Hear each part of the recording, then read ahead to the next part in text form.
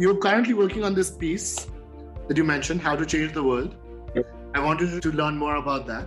You want to walk us through the overall idea that underlies that piece that you're writing? There are a great many inventions every year, and some of them are really great ideas. I mean, putting wheels on suitcases. Now, we should erect a monument to whoever thought that idea up. But it didn't change the world. It just made airports a lot easier to negotiate. In order to change the world, what you have to do is reduce the cost of a fundamental input into the economy by at least a factor of 10. And if you do that, then you will change the world. For instance, the printing press in the middle of the 15th century in Europe. In 1450, there were 50,000 books in all of Europe. And almost all of them were in monasteries and in universities, which meant they were under the control of the church. By 1500, there were 10 million books in Europe, almost none of them under the control of the church.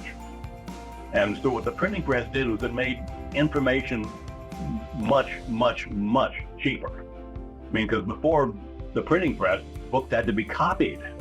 And an individual book was enormously expensive.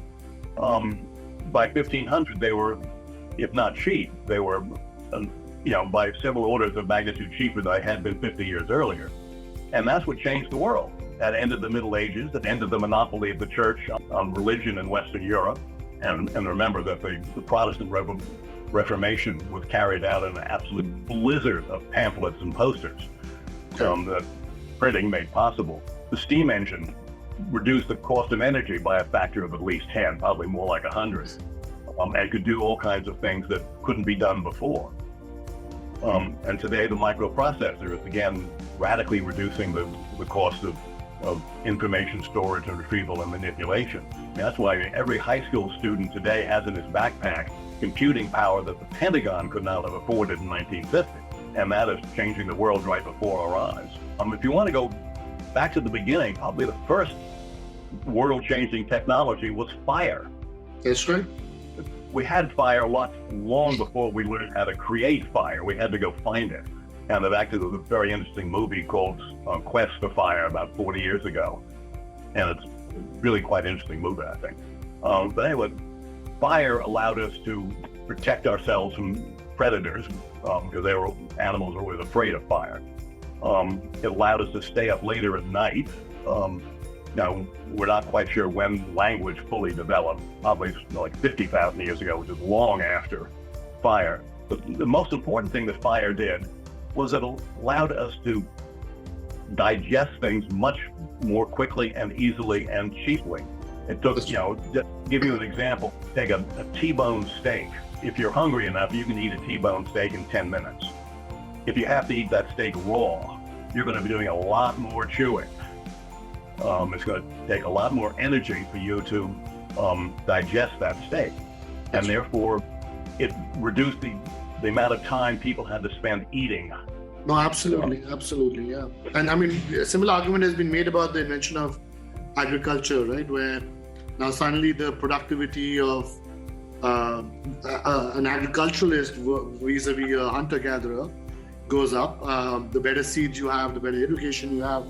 They're suddenly producing more than 10x more than the next person. And that gives you not just now, like fire helps you digest easier and faster and gives you time. Agriculture gives society more time because now you need fewer people focusing on growing the food. And now people argue that that's what allows complex societies with different professions to develop. And that leads to trade because now everyone's growing different things, different products, different services. I mean, all of these inventions in history have had massive ramifications. Indeed, and they seem to be coming faster and faster. And also they have subsidiary inventions. I mean, the most important subsidiary invention of the steam engine was the railroad, which made transportation much faster and much cheaper. Today, the great subsidiary invention of the microprocessor is the internet, which is just, you cannot overestimate the importance of the internet to how much it's changing the world. Yes. And it is, I mean, Google is essentially an index to everything.